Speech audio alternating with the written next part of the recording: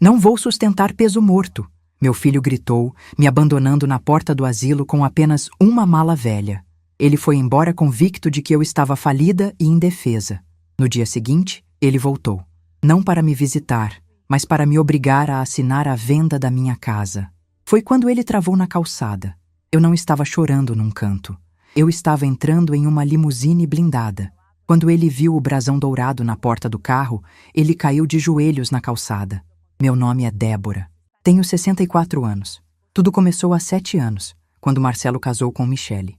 Meu filho tinha 35 anos e eu estava feliz porque achava que ele finalmente tinha encontrado alguém.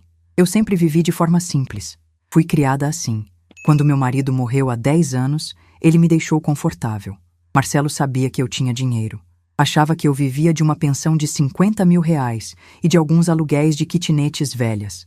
Nunca quis saber mais do que isso. Hoje eu sou dona de 63% das ações da França e Almeida Holdings, uma empresa que administra participações em 13 negócios diferentes.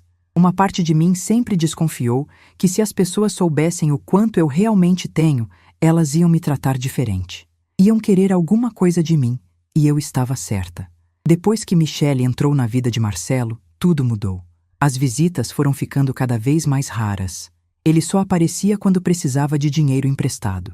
10 mil para reformar o banheiro, 20 mil para trocar de carro, 50 mil para uma viagem para a Europa. Eu sempre ajudava. Comecei a perceber que meu filho estava mudando, ficando mais frio, mais calculista, mais cruel. Quando eu ligava, ele atendia com pressa, dizendo que estava ocupado. Quando eu ia até o apartamento deles levar um bolo que eu tinha feito, Michele abria a porta com cara de nojo. Uma vez ela disse na minha frente: "Marcelo, sua mãe trouxe aquelas coisas de pobre de novo." Aquelas coisas de pobre eram o bolo de cenoura que meu filho adorava quando era criança. 3 meses atrás, Marcelo apareceu aqui em casa sem avisar. Era uma quinta-feira à tarde. Entrou direto, sentou no sofá e disse: "Mãe, precisamos conversar sobre seu futuro." Ele disse que eu estava velha demais para morar sozinha. Disse que a casa era grande demais para uma pessoa só. Disse que ele tinha encontrado uma clínica de repouso muito boa e que eu devia ir para lá enquanto eles vendiam minha casa. O dinheiro da venda ia pagar a clínica. Eu olhei para o meu filho e não conseguia acreditar. "Marcelo, eu não vou vender minha casa. Eu não vou para clínica nenhuma. Eu estou bem. Eu estou saudável." Ele ficou vermelho. Bateu a mão na mesa de centro. "Você está sendo egoísta. E eu? E Michele? A gente não aguenta mais a preocupação." Mandei ele ir embora. Ele saiu batendo a porta. Achei que tinha acabado ali. Mas era só o começo. Uma semana depois ele voltou. Dessa vez com Michele. Os dois entraram aqui como uma tempestade. Michele foi direto revirar meus armários procurando os documentos da casa. Eu gritei para ela parar. Marcelo me segurou pelos ombros, me sacudiu, gritou na minha cara que eu estava ficando confusa, que eu não sabia mais o que era melhor para mim. Michele encontrou a escritura da casa. Ela pegou o papel, leu em voz alta e sorriu. 2,5 milhões, ela disse. "Dá para pagar a clínica dela por uns 5 anos e ainda sobra um bom dinheiro para a gente." Para a gente. Nem tentou esconder. Eu arranquei a escritura da mão dela. Expulsei os dois da minha casa. Marcelo saiu gritando que eu ia me arrepender. Naquela noite eu liguei para Carmen. Ela é minha melhor amiga há 40 anos. Foi madrinha de casamento de Marcelo. Ela veio correndo. Ficou até de madrugada me consolando. Insistiu que eu procurasse Dr. Daniel, o advogado que cuida dos negócios da holding há 23 anos. Mas eu ainda tinha esperança. Ainda achava que Marcelo ia se acalmar. 2 semanas de silêncio. Eu achei que Marcelo tinha desistido. Foi numa terça-feira de manhã. Eu estava tomando café quando ouvi a chave girando na fechadura. Eu tinha dado uma cópia da chave para Marcelo anos atrás, para emergências. Nunca imaginei que ele ia usar contra mim. Ele entrou com uma mala na mão. Minha mala. Foi direto para o meu quarto e começou a jogar roupas dentro dela. Eu corri atrás dele gritando, perguntando o que ele estava fazendo. Ele não respondeu. Pegou alguns documentos, meu remédio de pressão, meu celular, fechou a mala e me puxou pelo braço até a porta. Eu gritei, chorei, implorei. "Marcelo, pelo amor de Deus, o que você está fazendo?" Ele me arrastou até o carro. Michele estava no banco de trás mexendo no celular, completamente indiferente. Ele me empurrou para dentro e saiu em disparada. Eu chorava sem parar. Perguntava onde estávamos indo. Ele não respondia. Michele suspirou irritada e disse: "Para de chorar. Você vai ver que é para o seu bem."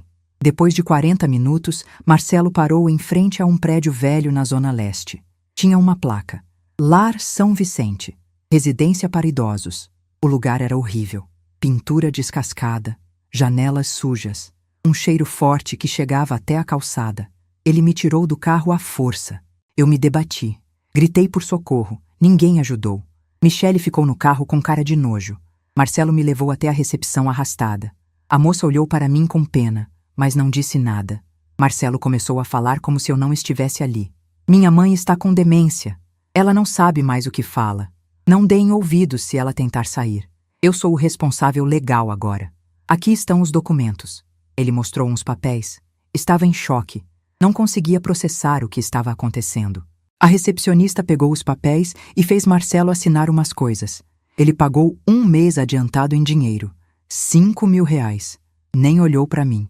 Virou e foi embora. Eu fiquei ali parada, tremendo. "Por favor", eu sussurrei para a moça. "Por favor, me ajuda. Eu não estou doente. Meu filho está mentindo." Ela desviou o olhar. "Desculpa, dona Débora, mas o seu filho trouxe todos os documentos certinhos. A gente não pode fazer nada." Uma auxiliar me levou até um quarto no 2º andar. O corredor cheirava a remédio misturado com urina. Tinha velhinhas sentadas em cadeiras de rodas pelos cantos, algumas babando, outras dormindo. Uma delas gritava um nome sem parar. O quarto era minúsculo. Tinha 3 camas. 2 já estavam ocupadas. A auxiliar colocou minha mala ao lado da cama vazia e disse: "Essa é a sua cama. O banheiro é compartilhado no fim do corredor. Se precisar de alguma coisa, aperta o botão ali." E me deixou sozinha. Sentei na cama e chorei. Chorei até não ter mais lágrimas. Não conseguia acreditar. Eu estava presa num lugar horrível, por causa do meu próprio filho. Naquela primeira noite eu não dormi. Fiquei olhando para o teto, ouvindo os roncos da minha companheira de quarto, ouvindo os gritos vindos do corredor. Pensei em como criei Marcelo sozinha, em como trabalhei duro para dar a melhor educação para ele, em como sacrifiquei meus sonhos pelos sonhos dele, e agora estava ali, trancada num asilo como se eu fosse lixo. Mas no 2º dia, no meio da minha agonia, alguma coisa dentro de mim começou a mudar. A tristeza foi dando lugar à raiva, uma raiva fria, calculada. Marcelo achou que eu era uma velhinha indefesa. Achou que eu não tinha recursos para reagir. Achou que podia me descartar e ninguém ia fazer nada. Ele estava errado. No 3º dia consegui usar o telefone da recepção. Liguei para Carmen. Minhas mãos tremiam tanto que quase não consegui discar. Ela atendeu no 2º toque. "Débora, onde você está? Eu fui na sua casa e estava tudo fechado." Contei tudo. Carmen ficou em silêncio e então explodiu. "Esse monstro, eu vou te tirar daí agora." "Não", eu disse. E minha voz saiu firme pela primeira vez em 3 dias. "Não ainda. Primeiro eu preciso que você ligue para Dr. Daniel. Preciso entender o que Marcelo está planejando. Preciso saber até onde ele vai. Então, a gente age." Carmen hesitou. "Você tem certeza?" "Eu tenho certeza. Liga para o Dr. Daniel. Conta tudo." 2 horas depois, o telefone tocou. Era Dr. Daniel. A voz dele estava trêmula de raiva. "Débora, eu não consigo acreditar. O Marcelo fez o quê?" Contei tudo de novo. Dr. Daniel ficou em silêncio por um momento. Quando voltou a falar, a voz dele estava controlada, perigosa. "Débora, eu vou te tirar daí hoje mesmo e vou destruir esse menino." "Daniel, espera. Antes de agir, eu preciso saber o que ele está planejando. Preciso de provas. Você tem como investigar ele?" Ele ficou em silêncio. "Você quer esperar? Você está presa ilegalmente. Eu quero que quando a gente agir, seja definitivo. Eu quero que não sobre nada dele. Você entende?" Ele entendeu. "Vou contratar um investigador e vou preparar tudo para quando você estiver pronta." "Obrigada, Daniel." Desliguei e voltei para aquele quarto minúsculo. Mas alguma coisa tinha mudado. Eu não estava mais apenas sobrevivendo. Estava planejando. No 4º dia, recebi uma visita. Rafael Filho, 51 anos, ex-policial federal, investigador particular. Dr. Daniel tinha mandado ele se passando por assistente social.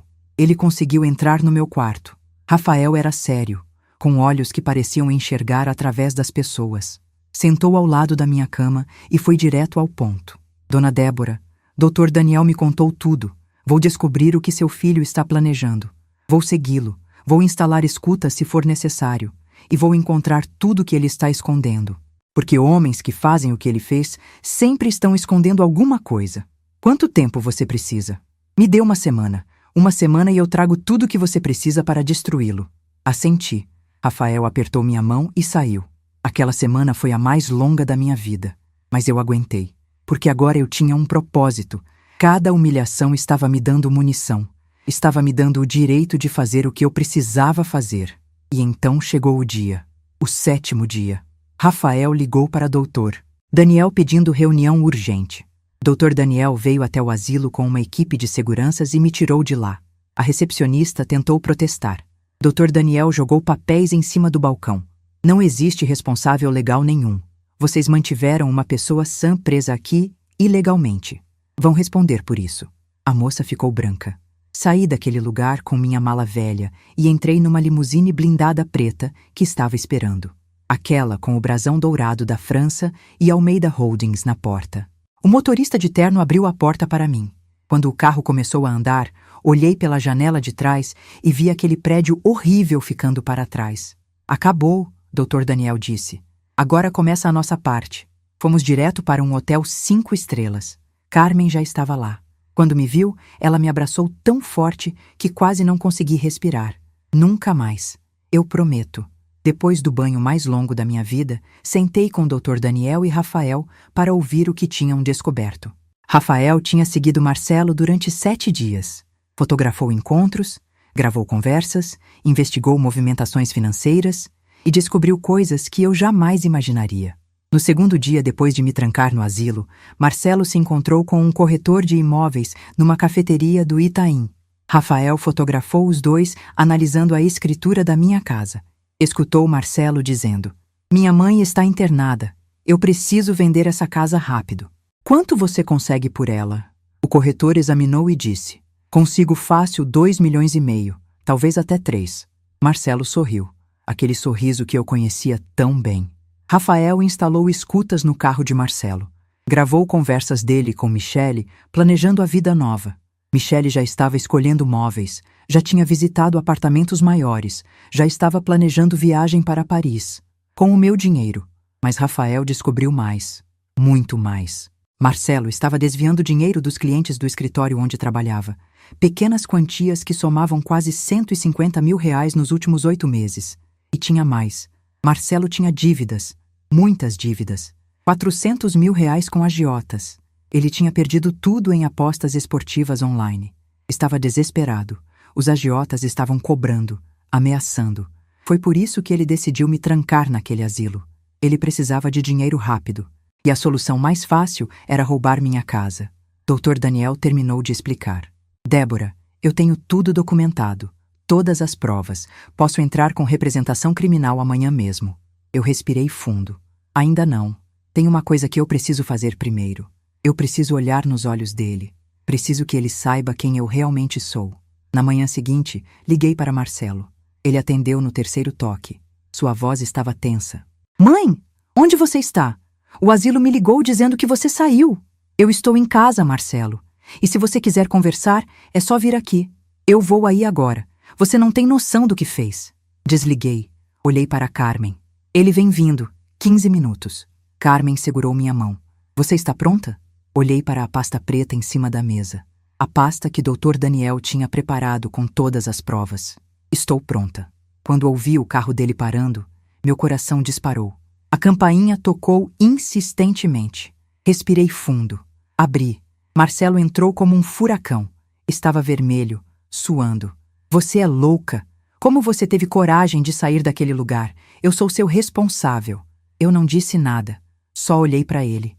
Ele continuou gritando. "Eu vou te levar de volta agora. Dessa vez eu vou te colocar num lugar de onde você nunca vai sair." Foi quando ele olhou pela janela e viu a limusine.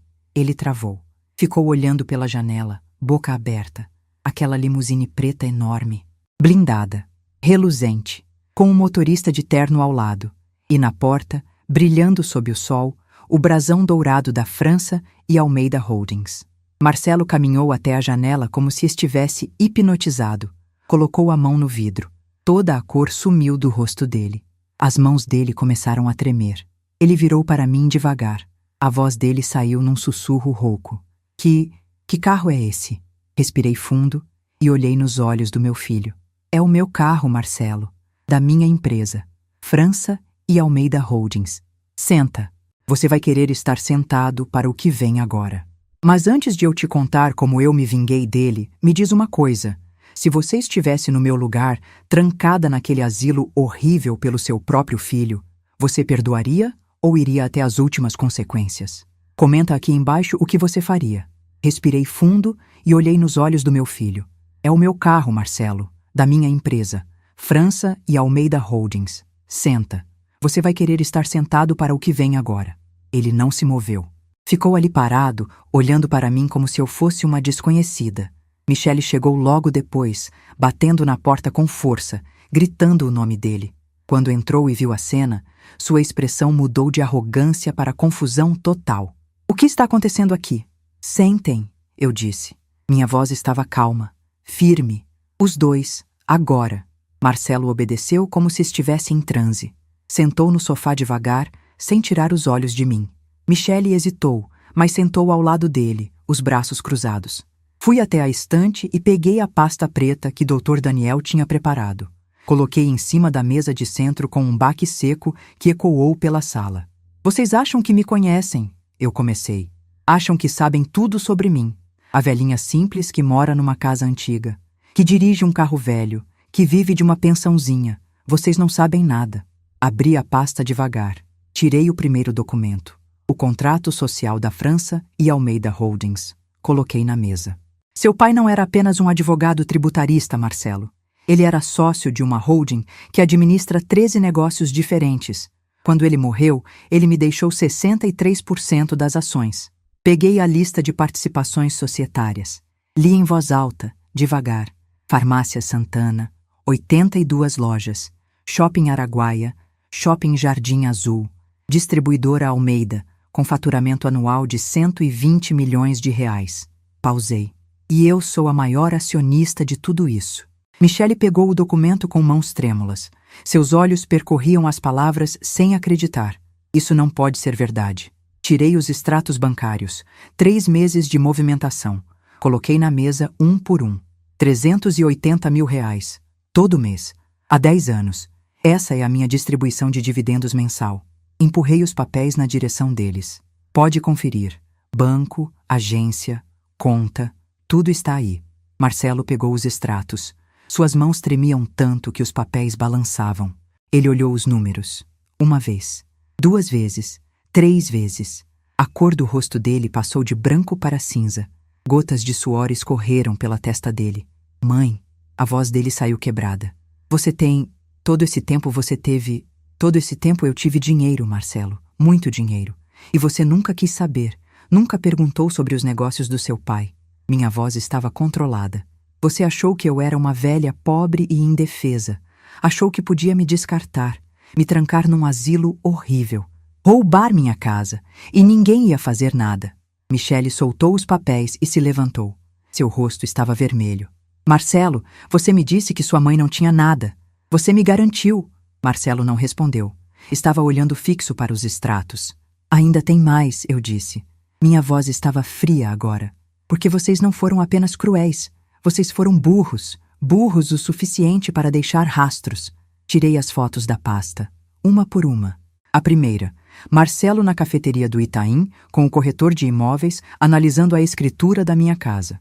Isso foi tirado 3 dias depois de você me trancar no asilo. Segunda foto. Michele numa loja de móveis, apontando para uma sala de jantar caríssima, sorrindo. Essa é você escolhendo os móveis que ia comprar com o dinheiro da venda da minha casa. Michele ficou branca. Como você, eu contratei um investigador, ex-policial federal, muito competente. Ele seguiu vocês durante 1 semana inteira. Tirei os prints das mensagens. Conversas entre Marcelo e Michele. Li em voz alta. Daqui a 2 semanas a gente se livra dela de vez. A velha vai apodrecer naquele asilo e a gente vai viver do jeito que sempre merecemos. Olhei para Marcelo. Essa é você falando, meu filho. Marcelo começou a chorar, lágrimas escorrendo pelo rosto, soluços sacudindo os ombros. Mãe, eu não quis dizer. As coisas saíram do controle. Eu estava desesperado. Desesperado? Minha voz saiu mais alta. Então deixa eu te contar o que é desespero de verdade, Marcelo. Tirei mais documentos. O investigador não parou nas fotos. Descobriu coisas fascinantes. Coloquei os extratos bancários dele na mesa. Marcado em vermelho, dezenas de transferências suspeitas. Você está desviando o dinheiro dos seus clientes. Pequenas quantias que você acha que ninguém vai notar. No total, R$150 mil nos últimos 8 meses. O choro dele parou de repente. Michele virou para ele com os olhos arregalados.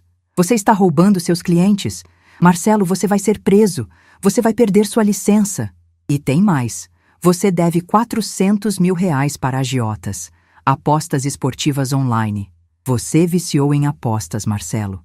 Perdeu tudo. E quando viu que não tinha como pagar, decidiu que a solução mais fácil era me roubar. Silêncio total. Marcelo estava destruído. Michele em choque. Carmen, quieta numa poltrona no canto, tinha lágrimas escorrendo pelo rosto. Foi por isso, eu sussurrei. Foi por causa de dívidas de jogo que você me jogou naquele lugar horrível. Que você inventou que eu estava com demência. Tudo por causa de apostas. Marcelo levantou a cabeça. Seus olhos estavam vermelhos, o rosto molhado. Mãe, eles iam me matar. Os agiotas. Ameaçaram minha família, ameaçaram o Pedro. Eu não tive escolha. Você tinha escolha. Você podia ter vindo até mim. Podia ter me contado a verdade. Podia ter pedido ajuda. Eu sou sua mãe, Marcelo. Eu sempre te ajudei. Sempre. Mas você preferiu me destruir. Michele pegou a bolsa. Levantou de repente, olhando para Marcelo com nojo e medo. Eu não vou afundar com você. Eu não sabia de nada disso. Eu não sabia que você estava roubando, que estava devendo para criminosos. Ela olhou para mim. Pela primeira vez, vi algo parecido com respeito nos olhos dela. Eu não sabia que a senhora... Me desculpa. Ela saiu. A porta bateu atrás dela. Marcelo ficou ali, sozinho no sofá, destruído. Soluçava como uma criança. Mãe, por favor. Eu sei que errei, mas eu sou seu filho. Você não pode fazer isso comigo. Por favor, me dá uma chance. Olhei para aquele homem. Aquele estranho que tinha o rosto do meu filho. Você tem 24 horas. Você vai devolver a cópia da chave da minha casa. Você nunca mais vai pisar aqui. E você vai se preparar, Marcelo. Porque, doutor, Daniel já entrou com representação criminal contra você. Sequestro, falsificação de documentos, tentativa de golpe. Você vai responder por tudo. Ele levantou cambaleando. Tentou falar, mas só saíram soluços. Caminhou até a porta tropeçando. Antes de sair, olhou para mim uma última vez. Você é minha mãe. Como você pode fazer isso comigo? Eu sou sua mãe, mas você não é mais meu filho. A porta fechou. O silêncio ficou pesado. Minhas pernas fraquejaram. Sentei no sofá e desmoronei. Carmen correu até mim, me abraçou e nós duas choramos. Você fez o que tinha que fazer, Carmen sussurrou. Você foi forte, você se defendeu, mas eu não me sentia forte. Me sentia destruída, porque mesmo sabendo que Marcelo merecia, ele ainda era meu filho. E uma parte de mim morreu naquele dia. Achei que tinha acabado. Achei que Marcelo ia aceitar a derrota e desaparecer. Mas eu tinha subestimado o desespero dele. 3 semanas depois, recebi uma notificação judicial. Marcelo estava me processando por interdição. Alegava que eu sofria de demência senil, que não tinha capacidade para administrar meu patrimônio, que ele precisava ser nomeado meu curador para me proteger. O processo vinha com um laudo médico assinado por um psiquiatra. O laudo dizia que eu tinha sido examinada e apresentava sinais claros de Alzheimer avançado. Fiquei apavorada. Liguei para Dr. Daniel em pânico. Ele me acalmou, disse que aquilo era desespero, mas sua voz estava tensa. Se aquele processo avançasse, Marcelo poderia controlar tudo que era meu. Poderia me trancar de novo, dessa vez legalmente. Dr. Daniel agiu rápido. Contratou 3 médicos diferentes para me examinar. Psiquiatras renomados, neurologistas e geriatras. Todos atestaram que eu estava em perfeitas condições mentais. Mas não era suficiente. Precisávamos provar que o laudo de Marcelo era falso. Rafael investigou o psiquiatra que assinou o documento, Dr. Henrique Novaes. Descobriu que o homem tinha consultório numa clínica suspeita. Já tinha sido investigado pelo Conselho Regional de Medicina por emitir laudos sem examinar pacientes.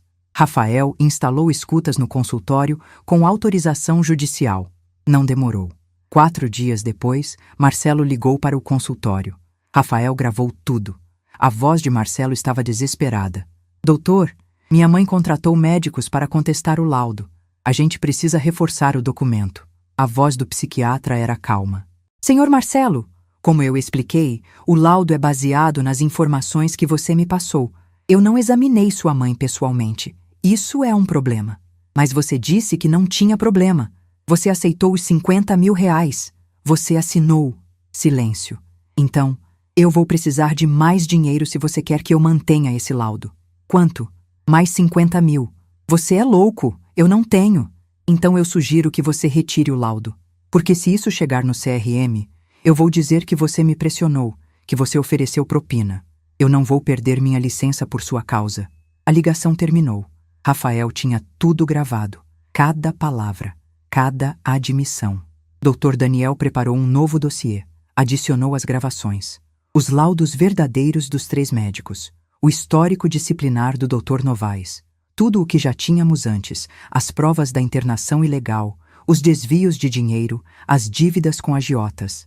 Mas Rafael tinha descoberto mais, muito mais, e o que ele encontrou ia mudar tudo. Rafael tinha continuado investigando as movimentações financeiras de Marcelo. Algo não batia. As quantias eram grandes demais para serem apenas apostas. Tinha algo maior. Ele rastreou empresas fantasmas que Marcelo tinha criado. 5 empresas, todas registradas em endereços falsos, nomes bonitos para negócios que não existiam. Rafael descobriu que Marcelo estava operando um esquema de lavagem de dinheiro. Recebia valores de empresários que sonegavam impostos. O dinheiro entrava sujo nas empresas fantasmas. Marcelo criava contratos falsos de prestação de serviço. Emitia notas fiscais frias. Transferia o dinheiro para outras contas. Limpava tudo. E ficava com 10% de comissão.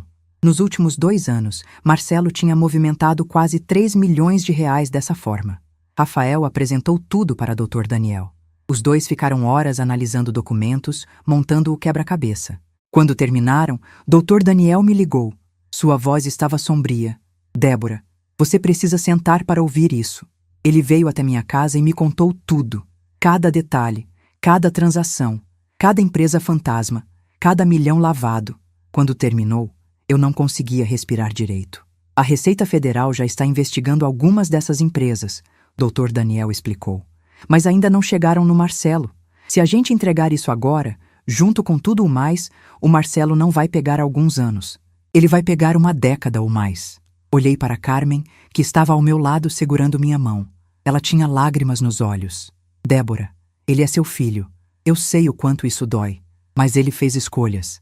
Escolhas terríveis. E agora ele precisa pagar. Eu sei, mas isso vai destruir ele completamente. Ele tentou acabar com a sua. Dr. Daniel disse suavemente. Ele te trancou num asilo. Te tratou como lixo. Tentou te roubar. Forjou documentos médicos. E agora está tentando te interditar para continuar te roubando. Débora, ele não vai parar. Nunca. A não ser que a gente o faça parar. Fechei os olhos. Respirei fundo. Quando abri os olhos, eu sabia o que tinha que fazer. Então entrega tudo. Para a polícia. Para a Receita. Para o Ministério Público. Eu não vou mais proteger ele. Dr. Daniel assentiu. A audiência de interdição é daqui a 2 semanas. Vou apresentar tudo lá. Na frente do juiz. Na frente de todo mundo. O Marcelo vai cair e não vai levantar nunca mais. As 2 semanas seguintes foram as mais difíceis da minha vida. Eu sabia o que estava por vir. Sabia que ia acabar com meu filho. E mesmo sabendo que ele merecia, a dor era insuportável. Carmen não saiu do meu lado. Dr. Daniel vinha todos os dias com atualizações. Rafael continuava investigando, encontrando mais provas. E então aconteceu algo que me partiu o coração em milhões de pedaços. Era um sábado de tarde. Eu estava no quintal quando ouvi a campainha. Fui atender e quase caí quando vi quem estava na porta. Pedro, meu neto, 8 anos, sozinho. Vovó! Ele gritou e se jogou nos meus braços, chorando desesperadamente. Abracei meu neto com força. Pedro! Meu amor! O que você está fazendo aqui? Como você chegou aqui? Eu fugi, vovó. Peguei dinheiro do cofrinho e vim de ônibus. O papai disse que você está doente. Disse que você não lembra mais de mim. Disse que eu não posso te ver porque você é perigosa. Mas eu não acreditei. Você lembra de mim, né, vovó?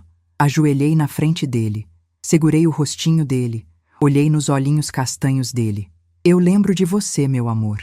Eu lembro de tudo. Do seu aniversário, das suas comidas favoritas, das histórias que eu conto. Eu lembro de cada segundo.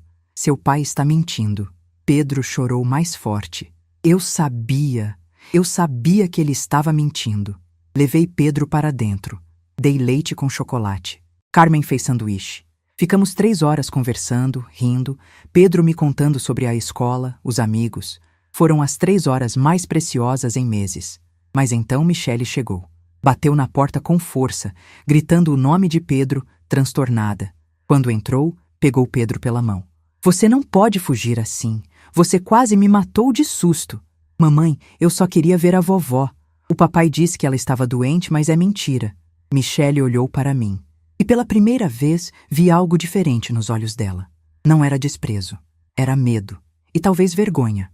Ele está usando o Pedro, ela disse baixo. Está dizendo para ele que você está louca, que é perigosa.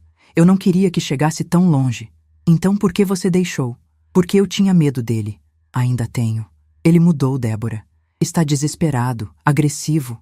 Bebe demais, grita comigo, com o Pedro. Eu estou juntando dinheiro para sair, para pedir divórcio. Olhei para aquela mulher que eu tinha odiado e senti pena. Cuida bem do meu neto. É tudo que eu peço. Eu vou cuidar. Eu prometo. Ela segurou a mão de Pedro. Vem, filho. Eu posso voltar para ver a vovó? Michele olhou para mim. Eu assenti. Ela suspirou. Pode. Quando tudo isso terminar, você pode ver sua avó sempre que quiser. Eles saíram. Fechei a porta e desmoronei, chorando. Carmen me levantou, me abraçou. Eu não sei se consigo fazer isso. Não sei se consigo destruir o pai do meu neto. O Marcelo já não é pai, Carmen disse suavemente. Ele assusta a própria esposa. Assusta o próprio filho. Débora, o Pedro vai ficar melhor sem ele. Eu sabia que ela estava certa. Agora chegou o momento da verdade. Rafael tinha continuado investigando as movimentações financeiras estranhas de Marcelo, mesmo depois do primeiro dossiê. Algo não batia. As quantias eram grandes demais para serem apenas apostas ou desvios pequenos de clientes. Tinha algo maior acontecendo. Ele rastreou as empresas fantasmas que Marcelo tinha criado. 5 empresas, todas registradas em endereços falsos. Todas com CNPJs ativos, mas sem funcionamento real. Empresas de consultoria, de assessoria empresarial, de gestão financeira. Nomes bonitos para negócios que não existiam. Rafael descobriu que Marcelo estava operando um esquema de lavagem de dinheiro. Ele recebia valores de empresários que sonegavam impostos. O dinheiro entrava sujo nas empresas fantasmas. Marcelo, então, criava contratos falsos de prestação de serviço, emitia notas fiscais frias, transferia o dinheiro para outras contas, limpava tudo e ficava com 10% de comissão.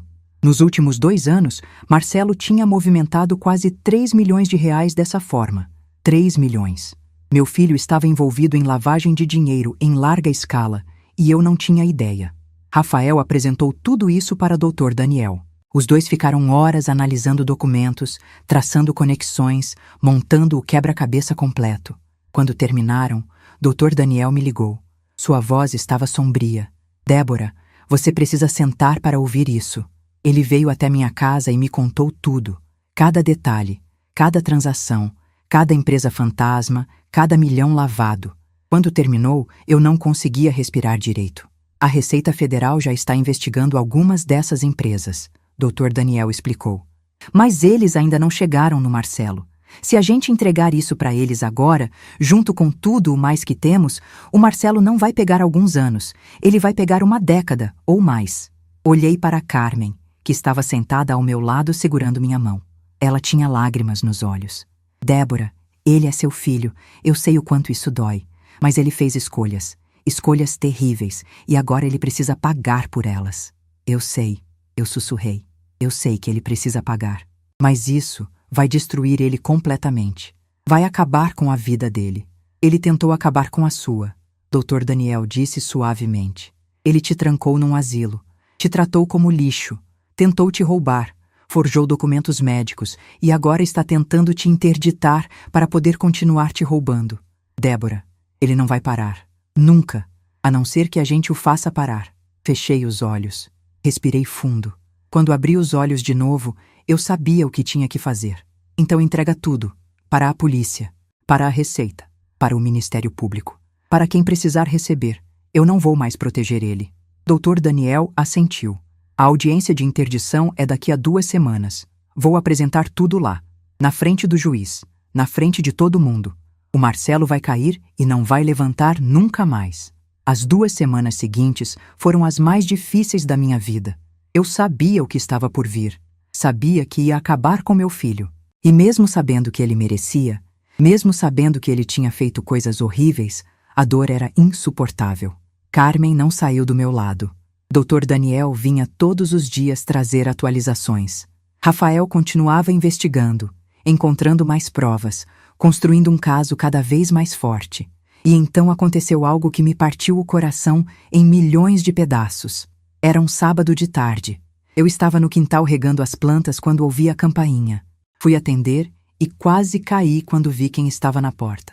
Pedro, meu neto, 8 anos, sozinho. Vovó! Ele gritou e se jogou nos meus braços, chorando desesperadamente.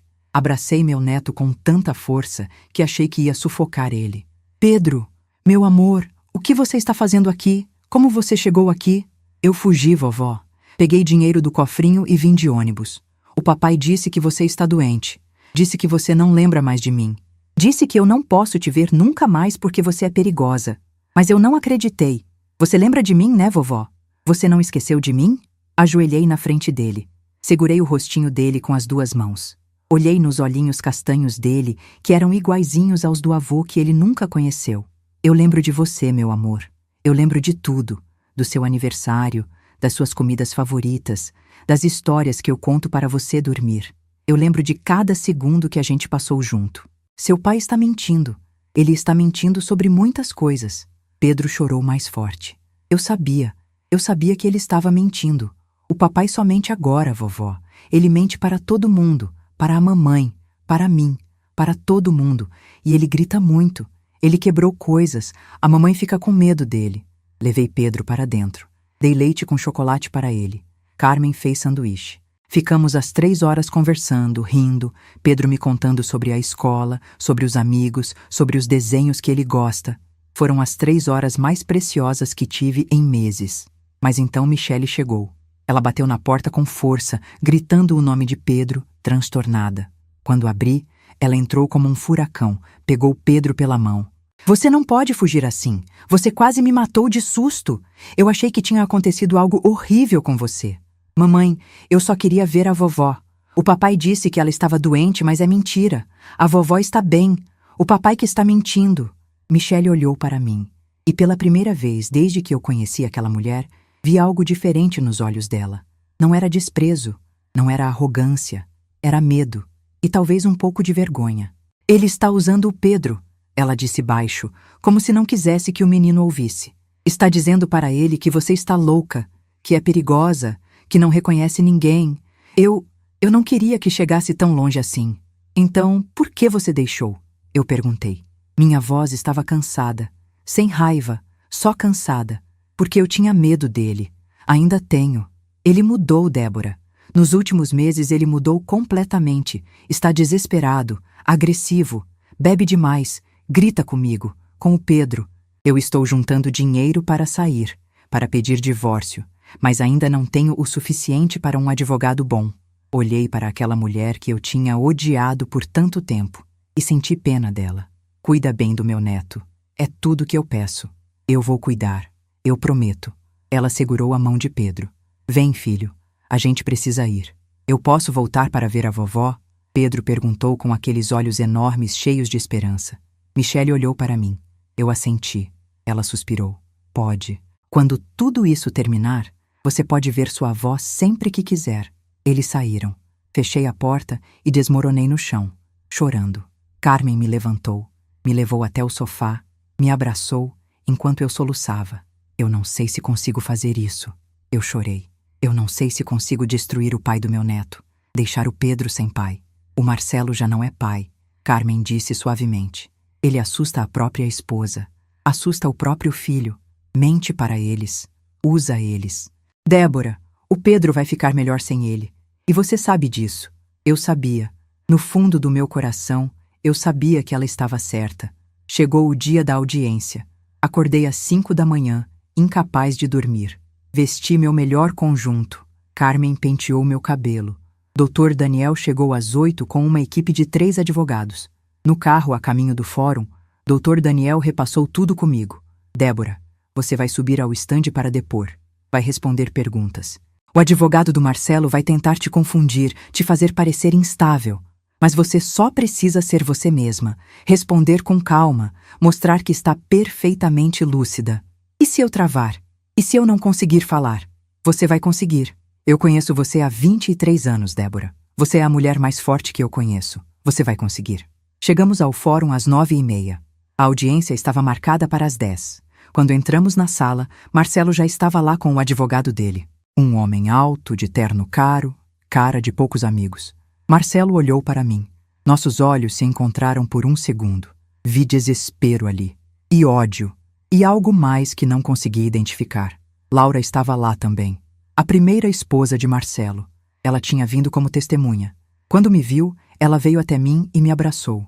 Você vai vencer isso, ela sussurrou. Eu vou te ajudar. O juiz entrou. Todo mundo levantou. A audiência começou. O advogado de Marcelo começou apresentando o caso. Falou sobre minha suposta demência, sobre minha incapacidade de administrar meus bens, sobre o perigo que eu representava para mim mesma. Apresentou o laudo do Dr. Novaes, lendo trechos em voz alta. A periciada apresenta sinais claros de demência do tipo Alzheimer, perda significativa de memória recente, confusão temporal e espacial, incapacidade de realizar tarefas complexas, risco elevado para si e para terceiros. O juiz ouvia em silêncio, fazendo anotações. Então foi a nossa vez. Doutor. Daniel levantou e começou a demolir tudo. Excelência, o que acabamos de ouvir é uma completa fabricação. A senhora Débora nunca foi examinada pelo Dr. Henrique Novaes. Este laudo é falso, e eu vou provar. Ele apresentou os 3 laudos verdadeiros. Dr. Alberto Mendes, Doutora Fernanda Costa, Dr. Paulo Almeida, médicos renomados, respeitados, com décadas de experiência, todos atestando que eu estava em perfeitas condições mentais. O juiz pegou os laudos, leu com atenção. Seu rosto estava fechado. Mas há mais, Excelência, Dr. Daniel continuou.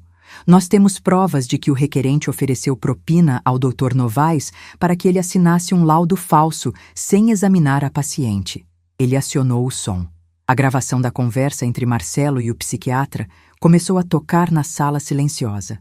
A voz de Marcelo saindo dos alto-falantes.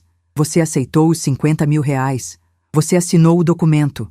A voz do médico. Eu não examinei sua mãe pessoalmente. Isso é um problema. A sala ficou completamente em silêncio. O único som era a gravação.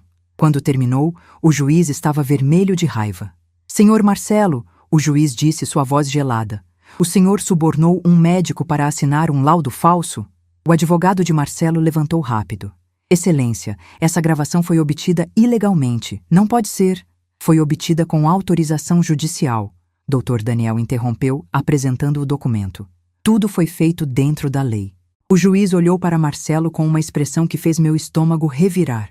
Mesmo sabendo tudo que meu filho tinha feito, ver aquele olhar de absoluto desprezo direcionado a ele me doeu. Mas Dr. Daniel não tinha terminado, nem de longe.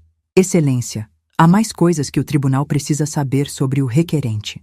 Ele começou a apresentar os outros documentos, um por um, metódico, impiedoso, as provas da internação ilegal, os documentos médicos falsos que Marcelo apresentou no asilo, as fotos dele planejando vender minha casa, os prints das mensagens entre ele e Michele, os desvios de dinheiro dos clientes do escritório, 150 mil reais, nomes, datas, Valores exatos. As dívidas com agiotas. R$ 400.000 em apostas online. E então veio o golpe final. O dossiê sobre a lavagem de dinheiro. Dr. Daniel apresentou tudo. As 5 empresas fantasmas, os contratos falsos, as notas fiscais frias, as transferências suspeitas. Os R$ 3 milhões movimentados ilegalmente em 2 anos. A sala estava em silêncio absoluto. O advogado de Marcelo tinha a boca aberta, chocado. Aparentemente, nem ele sabia de tudo isso. Marcelo estava branco como papel, tremendo, suando. O juiz olhava os documentos com uma expressão de incredulidade crescente. Quando o Dr. Daniel terminou, o silêncio durou quase 1 minuto inteiro. Senhor Marcelo, o juiz finalmente disse, sua voz carregada de nojo. Em 30 anos de carreira, essa é uma das coisas mais repugnantes que já vi neste tribunal. Ele virou para mim. Senhora Débora, a senhora tem algo a declarar? Me levantei com pernas trêmulas. Sim, excelência. Eu quero dizer que sou uma mulher de 64 anos. Estou em perfeitas condições mentais e físicas. Administro uma holding com 13 negócios. Tomo minhas próprias decisões. E meu filho me trancou num asilo contra minha vontade porque queria roubar minha casa para pagar dívidas de jogo. Ele falsificou documentos, mentiu para médicos, subternou um psiquiatra. E agora está aqui fingindo que se preocupa comigo quando tudo que ele quer é controlar meu dinheiro. O juiz assentiu. Bateu o martelo. Pedido de interdição indeferido. A senhora Débora está plenamente capaz de responder por seus atos e administrar seu patrimônio. Quanto ao senhor Marcelo, determino que o Ministério Público investigue imediatamente todas as acusações apresentadas aqui hoje. Litigância de má-fé, falsidade ideológica, suborno, tentativa de fraude processual, apropriação indébita e lavagem de dinheiro. O requerente está proibido de se aproximar da requerida sob pena de prisão em flagrante. Audiência encerrada. O martelo bateu de novo. Foi o som mais alto que eu já ouvi na vida. Saímos do tribunal. Lá fora, agentes da Polícia Federal estavam esperando. Eles tinham recebido cópia do dossiê. Estavam prontos. Vi Marcelo sendo levado sob custódia, as algemas brilhando ao sol. Ele olhou para mim uma última vez antes de ser colocado no carro. Não havia mais raiva naquele olhar. Não havia mais desespero. Só vazio. Como se algo dentro dele tivesse morrido. Carmen me abraçou. Laura segurou minha outra mão. Dr. Daniel disse: acabou, Débora. Você está livre. Ele nunca mais vai te machucar. Mas enquanto o carro da polícia levava meu filho embora, eu não me senti livre. Me senti destruída. Porque mesmo depois de tudo, mesmo sabendo que ele merecia, eu ainda era mãe. E mães carregam a dor dos filhos, mesmo quando os filhos as destroem. Achei que quando o carro da Polícia Federal levasse Marcelo embora, tudo estaria terminado. Achei que finalmente poderia começar a reconstruir minha vida em paz. Mas eu tinha subestimado completamente o nível de desespero do meu filho. E pessoas desesperadas fazem coisas impensáveis. Os primeiros dias depois da audiência foram relativamente calmos. Marcelo ficou detido por 72 horas para interrogatório. A Polícia Federal e a Receita Federal trabalharam juntas investigando o esquema de lavagem de dinheiro. Os empresários envolvidos começaram a ser identificados. O escritório de advocacia onde Marcelo trabalhava o demitiu imediatamente e abriu sindicância interna sobre os desvios. Michele pediu divórcio 3 dias depois da audiência.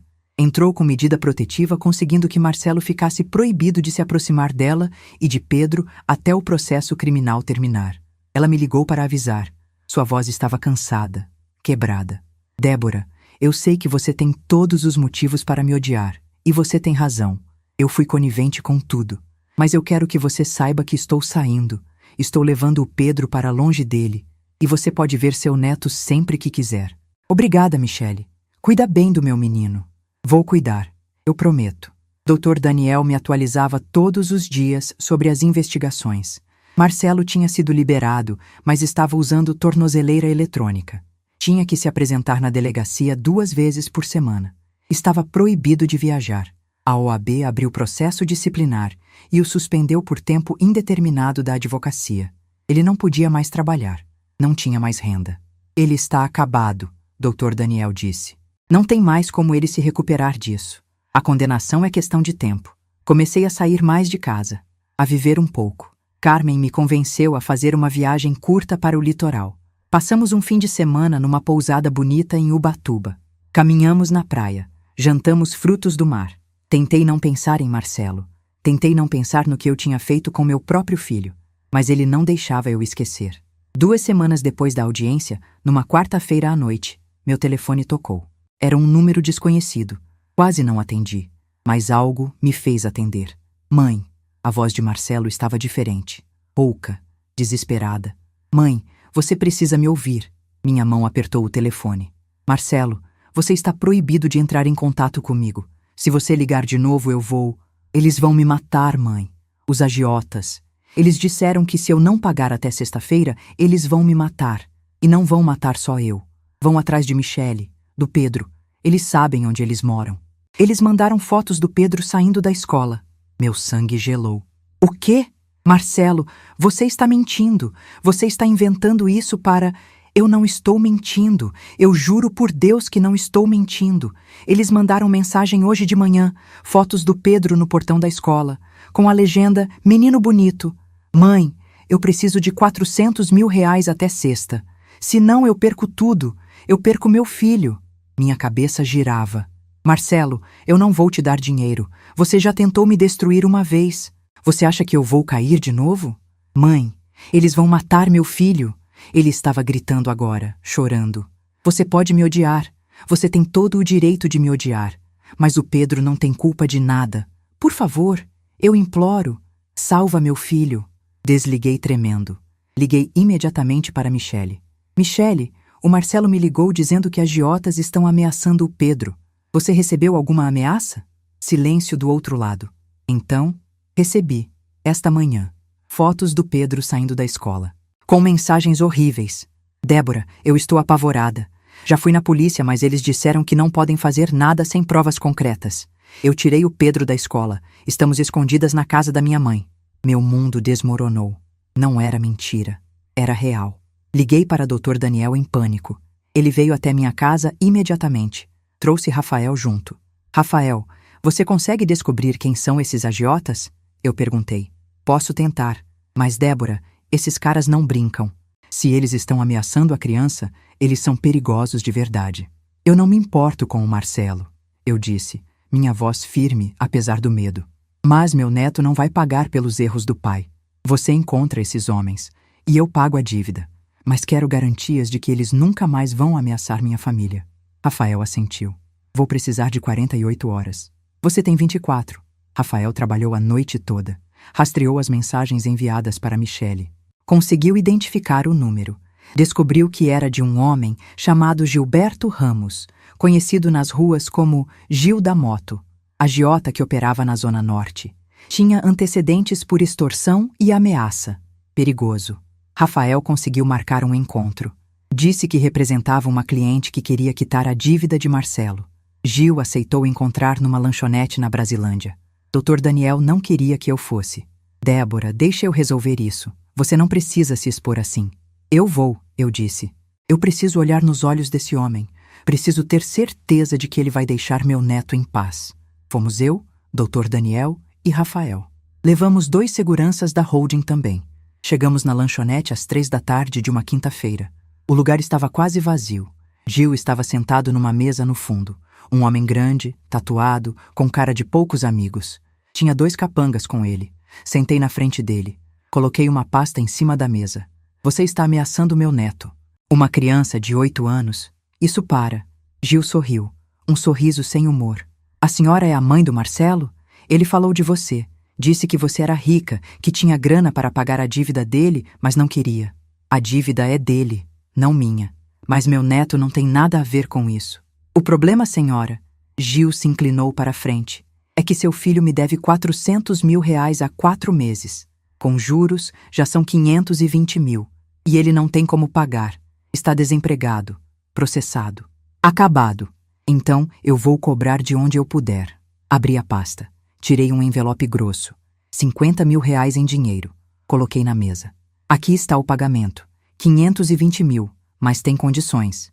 Gil pegou o envelope, abriu, contou rapidamente. Seus olhos brilharam. Estou ouvindo. Você nunca mais se aproxima do meu neto. Nunca mais manda mensagem. Nunca mais ameaça. A dívida de Marcelo com você termina aqui. E se você ou qualquer pessoa ligada a você tocar num fio de cabelo daquela criança, eu uso todos os recursos que tenho para te destruir. Eu conheço pessoas muito mais perigosas que você. Gil me olhou por um longo momento. Então sorriu de novo. A senhora tem coragem. Gosto disso. Está bem. A dívida está quitada. O menino está seguro. Mas seu filho continua me devendo respeito. Se eu ver ele na rua, a conversa vai ser outra. Meu filho não é problema meu, eu disse friamente. Só não encosta no meu neto. Saímos da lanchonete. Minhas pernas tremiam tanto que mal conseguia andar. Dr. Daniel me segurou pelo braço. Você foi incrível, mas nunca mais faz isso. Liguei para Michele. A dívida está paga, Pedro está seguro. Mas vocês ficam na casa da sua mãe mais algumas semanas, até a gente ter certeza. Débora, você pagou? Você pagou a dívida do Marcelo? Eu paguei pela segurança do meu neto, não pelo Marcelo. Achei que finalmente, tinha acabado. Que agora sim eu podia respirar. Mas então Marcelo fez algo que eu nunca imaginei que ele fosse capaz. 3 dias depois de eu pagar a dívida, recebi uma ligação de Dr. Daniel. Sua voz estava tensa de uma forma que me assustou. Débora, o Marcelo entrou com uma ação contra você. Ele está te processando por abandono de incapaz. Está alegando que você é obrigada a sustentá-lo porque ele é seu filho e está em situação de vulnerabilidade. Está pedindo pensão alimentícia de R$50 mil por mês. Fiquei em silêncio por um longo momento. Então comecei a rir. Uma risada histérica, sem humor. Ele está brincando. Ele só pode estar brincando. Ele está falando sério. Já entrou com a ação. Tem audiência marcada para daqui a 15 dias. A risada morreu na minha garganta. Daniel, depois de tudo que ele fez, depois de me trancar num asilo, de tentar me roubar, de forjar documentos, de me processar por interdição, depois de tudo isso, ele tem a audácia de me processar pedindo dinheiro? Ele está desesperado, Débora. Perdeu tudo, não tem renda, não tem para onde ir e está usando a lei para tentar te extorquir. Então a gente vai para a audiência. E dessa vez eu vou acabar com ele de uma vez por todas. Passei os próximos 15 dias preparando minha defesa com o Dr. Daniel. Mas também fiz outra coisa. Pedi para Rafael investigar mais a fundo o esquema de lavagem de dinheiro. Pedi para ele encontrar tudo. Cada transação. Cada empresário envolvido. Cada centavo sujo que passou pelas mãos de Marcelo. E Rafael encontrou. Encontrou coisas que nem a Polícia Federal tinha descoberto ainda.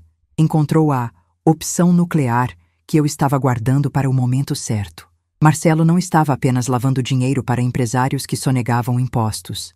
Ele estava lavando dinheiro de um esquema maior. Um esquema de desvio de recursos públicos. Um grupo de funcionários corruptos de prefeituras do interior estava desviando verbas de obras públicas. E Marcelo limpava esse dinheiro através das empresas fantasmas dele. Ele tinha movimentado R$1.200.000 só desse esquema nos últimos 8 meses. Rafael conseguiu todos os documentos, todas as provas, gravações de conversas, extratos bancários, contratos falsos, tudo. Se você entregar isso para o Ministério Público, Rafael disse, o Marcelo não pega 6 anos. Ele pega 15, talvez 20, e vai arrastar mais umas 10 pessoas com ele. Olhei para aqueles documentos. Aquela era minha arma definitiva, minha garantia de que Marcelo nunca mais ia me incomodar. Mas usar isso significava destruir completamente a vida dele. Significava garantir que ele ia passar décadas na prisão. Guarda isso, eu disse para Rafael. Por enquanto guarda. Se eu precisar usar na audiência, eu uso. Chegou o dia da audiência de alimentos. Entrei naquela sala de tribunal de novo. Marcelo estava lá, mas estava diferente. Magro, barba por fazer, roupa amassada, olheiras profundas. Ele tinha envelhecido 10 anos em 3 semanas. Quando me viu, ele não desviou o olhar. Olhou direto para mim. E eu vi ódio puro naqueles olhos. O amor tinha acabado. O filho que eu conheci tinha morrido. Agora só restava um estranho cheio de raiva. O juiz abriu a audiência. O advogado de Marcelo começou a falar. Disse que meu filho estava em situação de miséria, que não tinha emprego, que estava respondendo processos e precisava de dinheiro para se defender, que eu, como mãe, tinha a obrigação legal de ajudá-lo. A requerida possui patrimônio de dezenas de milhões de reais. R$ 50.000 por mês não representam nada para ela, mas para meu cliente representam a diferença entre sobreviver ou morrer na rua. Então foi nossa vez. Dr. Daniel se levantou e começou a falar com uma frieza que eu nunca tinha visto nele. Excelência, o requerente não está em situação de vulnerabilidade por azar ou por circunstâncias além do controle dele. Ele está nessa situação porque cometeu diversos delitos graves. Ele abriu uma pasta. Ele trancou a própria mãe num asilo contra a vontade dela. Falsificou documentos médicos. Tentou roubar a casa dela. Subternou um psiquiatra para conseguir um laudo falso. Desviou dinheiro de clientes. Apostou R$ 400.000 em jogos. Lavou quase R$ 3 milhões para criminosos. Ele pausou. Olhou para Marcelo. E agora, depois de tudo isso, ele tem a audácia de vir aqui pedir que a vítima dele o sustente. O juiz ouvia em silêncio, folheando os documentos que Dr. Daniel tinha apresentado. Mas há mais, Excelência, Dr. Daniel continuou, porque nós investigamos mais a fundo e descobrimos algo que nem a Polícia Federal sabe ainda. Ele colocou o dossiê novo em cima da mesa. O dossiê com as provas do desvio de recursos públicos. O requerente não lavava dinheiro apenas para empresários que sonegavam impostos.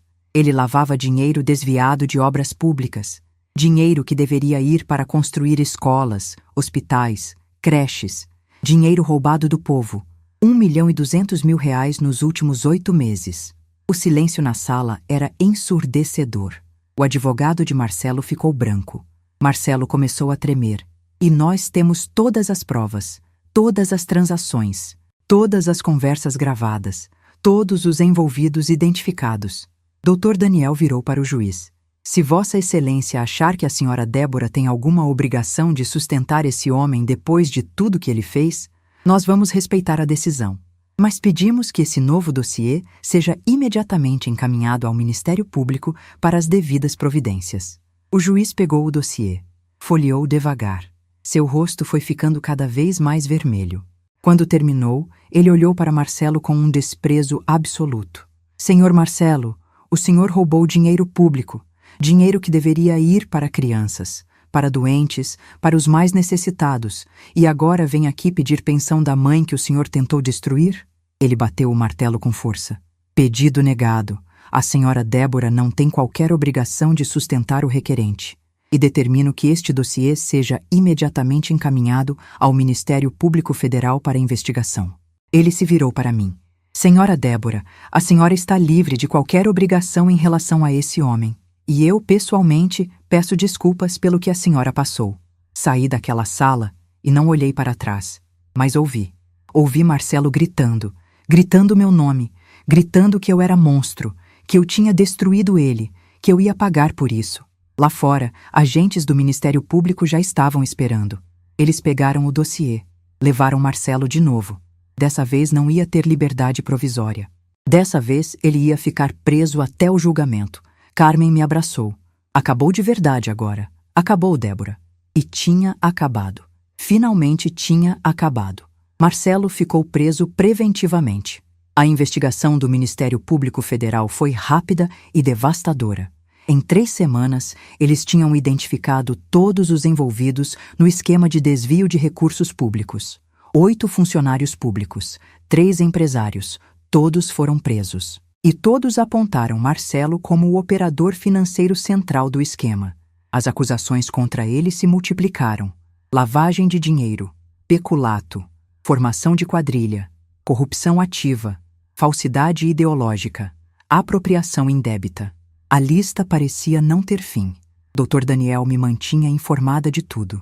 O Ministério Público está pedindo 22 anos de prisão. Com as agravantes, ele pode pegar até 30. 30 anos. Meu filho ia passar o resto da vida dele na prisão. Eu deveria sentir alívio. Deveria sentir justiça sendo feita. Mas tudo o que eu sentia era um vazio imenso no peito. Um buraco que nunca mais ia ser preenchido. Comecei terapia, 3 vezes por semana. Porque eu precisava entender como deixei as coisas chegarem tão longe, como fui tão cega em relação ao meu próprio filho, como relevei tantos sinais durante tantos anos. Você amava ele, minha terapeuta disse. E mães que amam sempre querem acreditar no melhor, mas amor não significa aceitar abuso. Não significa se destruir para salvar quem não quer ser salvo. Carmen ficou comigo todos os dias. Me ajudou a reorganizar a casa, a voltar a viver, a encontrar pequenas alegrias nas coisas simples. Café da manhã no jardim, caminhadas no parque, visitas de Pedro nos fins de semana. Michele cumpriu a promessa. Todo sábado ela trazia Pedro para passar o dia comigo. Meu neto corria para meus braços rindo, me contando sobre a escola, os amigos, os desenhos novos. Ele nunca perguntava sobre o pai, e eu nunca oferecia informações. Mas um dia, depois de 3 meses, Pedro perguntou: Vovó, cadê o papai? Por que ele não vem me ver mais? Ajoelhei na frente dele. Segurei suas mãozinhas. Seu papai fez algumas coisas erradas, meu amor. Coisas muito sérias. E agora ele precisa pagar por essas coisas. Ele vai ficar longe por um tempo bem longo. Ele machucou você, né, vovó? A mamãe disse que ele foi mal com você. Lágrimas encheram meus olhos. Foi, meu amor. Ele foi muito mal comigo. Mas isso não é culpa sua. Nunca foi culpa sua. E eu sempre, sempre vou te amar. Pedro me abraçou forte. Eu também te amo, vovó. E eu não vou ser igual ao papai quando crescer. Eu prometo. Aquele abraço me curou um pouco. Me deu esperança de que nem tudo estava perdido. De que algo bom podia vir de tanta dor. O julgamento aconteceu 6 meses depois da prisão. Foi um circo midiático. Jornalistas na porta do fórum. Câmeras por todos os lados. O caso tinha virado notícia nacional. Advogado lavava milhões roubados de obras públicas e trancou a própria mãe em asilo para roubar sua casa. Eu não quis ir ao julgamento. Não conseguia. Mas Dr. Daniel foi. Me ligou assim que terminou. 25 anos de prisão. Ele vai cumprir pelo menos 21 antes de poder pedir progressão. 25 anos. Marcelo tinha 42. Quando saísse, teria 67. Uma vida inteira destruída. Como ele reagiu? Eu perguntei. Ele não reagiu. Ficou olhando para o nada quando a sentença foi lida. Como se já soubesse. Como se já tivesse aceitado. Desliguei o telefone e chorei. Chorei por horas. Pela mãe que tinha sido. Pelo filho que eu pensei que tinha. Por tudo que foi perdido e nunca mais ia voltar. Mas então, devagar, comecei a reconstruir. Comecei a participar mais ativamente da empresa. Ia às reuniões com o Dr. Daniel. Conhecia os gerentes, os funcionários, os negócios. Aprendi sobre farmácias, shoppings, distribuição. Descobri que gostava. Que era boa nisso. Que tinha herdado não apenas o dinheiro do meu marido, mas também o talento dele para negócios. Comecei a viajar. Fui para a Europa com Carmen. Paris, Roma, Barcelona. Lugares que eu sempre sonhei conhecer, mas nunca tive coragem. Jantamos em restaurantes caros. Ficamos em hotéis luxuosos. Compramos roupas bonitas. Vivemos. Laura, a primeira esposa de Marcelo, se tornou uma amiga verdadeira. Ela me visitava regularmente. Tomávamos chá juntas. Conversávamos sobre a vida, sobre como Marcelo tinha machucado ambas, sobre como estávamos nos curando. Ele sempre foi assim, Laura me contou um dia. Desde jovem, manipulador, cruel quando queria alguma coisa. Mas eu achei que ele ia mudar, que o amor ia mudá-lo. Eu estava errada. Eu também achei isso, eu respondi. Achei que amor de mãe seria suficiente, que se eu amasse ele o bastante, ele ia ser uma pessoa boa. Mas a gente não pode salvar quem não quer ser salvo. Comecei a trabalhar com instituições que cuidam de idosos. Doei dinheiro para reformar asilos, para treinar cuidadores, para garantir que outros idosos não passassem pelo que eu passei. Visitava esses lugares regularmente, conversava com os moradores, ouvia suas histórias, suas dores e tentava ajudar. 1 ano depois do julgamento, Michele se casou de novo. Um homem bom, gentil, que tratava Pedro como filho. Ela me convidou para o casamento. Fui.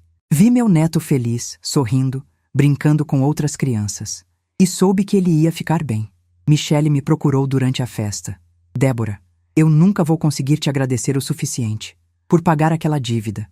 Por proteger o Pedro. Por me deixar fazer parte da sua vida, mesmo depois de tudo que eu fiz. Você está cuidando do meu neto, eu disse. Está dando para ele a família que ele merece. Isso é tudo que eu preciso. A vida continuou. Os meses viraram anos. A dor foi ficando mais suportável. As feridas foram cicatrizando, deixando cicatrizes, mas cicatrizes que eu aprendi a carregar com dignidade. E então, 3 anos depois do julgamento, aconteceu algo que eu não esperava. Recebi uma carta da prisão, de Marcelo. Fiquei olhando para aquele envelope por 1 hora inteira antes de conseguir abrir. Minhas mãos tremiam. 3 anos sem saber nada dele. 3 anos de silêncio. E agora, aquela carta. A letra estava trêmula, quase irreconhecível. Mãe, eu não sei se você vai ler isso. 3 anos aqui dentro me fizeram entender muitas coisas. Eu destruí tudo, meu casamento, minha carreira, minha liberdade. Mas o pior, eu destruí você. Te tranquei num lugar horrível. Tentei te roubar. Tentei te declarar louca. Não estou pedindo perdão. Estou apenas pedindo uma chance de te ver. Uma última vez. Para te pedir desculpas de verdade. Marcelo. Larguei a carta e chorei. Mostrei para Carmen. O que você quer fazer? Eu não sei. Uma parte de mim quer ir. Mas outra tem medo de que seja manipulação de novo. Então pensa com calma. E se decidir ir, eu vou com você. Passei uma semana revisitando tudo. O asilo, as humilhações, mas também o Marcelo criança, que corria para meus braços. No final, decidi ir. Não por ele, por mim. Porque precisava de fechamento. A prisão era um lugar cinza e frio. Quando o vi, meu coração se partiu. Ele tinha envelhecido 20 anos, magro, grisalho, com olhos fundos. Começou a chorar quando me viu. Mãe, obrigado por vir.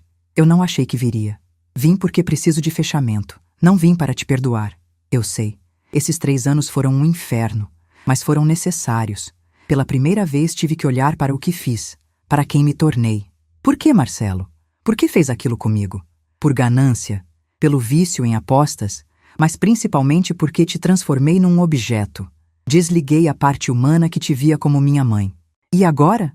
Agora vejo o que fiz. E vou carregar isso pelo resto da vida. Olhei para aquele homem, meu filho, e senti pena, mas não o tipo que leva ao perdão. Marcelo, você tem razão. Você foi um monstro. Me tratou de uma forma que nunca vou esquecer. Mas sabe o que é mais triste? É que eu ainda sou sua mãe. Uma parte de mim ainda te ama. Mas esse amor não é mais forte que meu amor próprio. Eu entendo. Você vai ficar aqui mais 18 anos.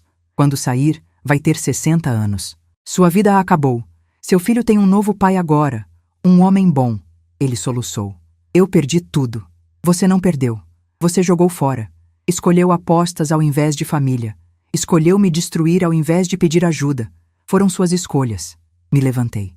Mãe, existe alguma chance de um dia, quando eu sair... Não, não existe. Reconstruí minha vida, com pessoas que me respeitam. E você não faz parte dessa vida. Nunca mais vai fazer. Eu te amo, mãe. Eu sempre te amei. Eu também te amei. Amei demais. E foi isso que quase me destruiu. Mas aprendi a me amar primeiro. E isso significa te deixar ir. Saí sem olhar para trás. Os anos passaram. Vendi a casa onde criei Marcelo. Comprei um apartamento em Pinheiros. Viajei o mundo com Carmen. Japão, Tailândia, Índia. Lugares que nunca imaginei conhecer. Pedro cresceu. Virou um menino lindo, inteligente, gentil. Me visita toda semana. Quer ser veterinário. É tudo que o pai não foi. Na empresa, assumi papel ativo. A holding cresceu 40%. Criei uma fundação para ajudar idosos vulneráveis. A Fundação Débora Almeida. Reformamos 15 asilos, ajudamos 1.800 idosos. 6 anos depois, fiz 70 anos. Carmen organizou uma festa surpresa com 70 pessoas. Amigos, colegas, Pedro e Michele, Laura, Dr. Daniel, todos que me ajudaram a reconstruir. Percebi que tinha vencido, não porque destruí Marcelo, mas porque sobrevivi, porque transformei dor em força. Marcelo ainda tem 12 anos de prisão. Não sei o que será dele quando sair, mas não importa, porque estou livre. Livre da culpa, da dor, da necessidade de salvá-lo. Aprendi que família não é sangue, é respeito, cuidado, presença. Aprendi que proteger a si mesma não é egoísmo, é sobrevivência, é justiça, é amor próprio. E às vezes, a coisa mais amorosa que uma mãe pode fazer é deixar o filho arcar com as consequências das próprias escolhas, mesmo que isso signifique vê-lo cair, mesmo que signifique nunca mais abraçá-lo, porque no final, eu não sou apenas mãe. Sou Débora, sou mulher, sou empresária, sou sobrevivente, e minha vida vale tanto quanto a vida de qualquer outra pessoa. inclusive do meu filho. E isso, no final de tudo, é libertação. E você? O que você faria no meu lugar? Seu filho te trancou num asilo, tentou te roubar, forjou documentos. Você iria até o fim ou daria mais uma chance? Deixa aqui nos comentários. E se inscreve no canal para não perder o final dessa história.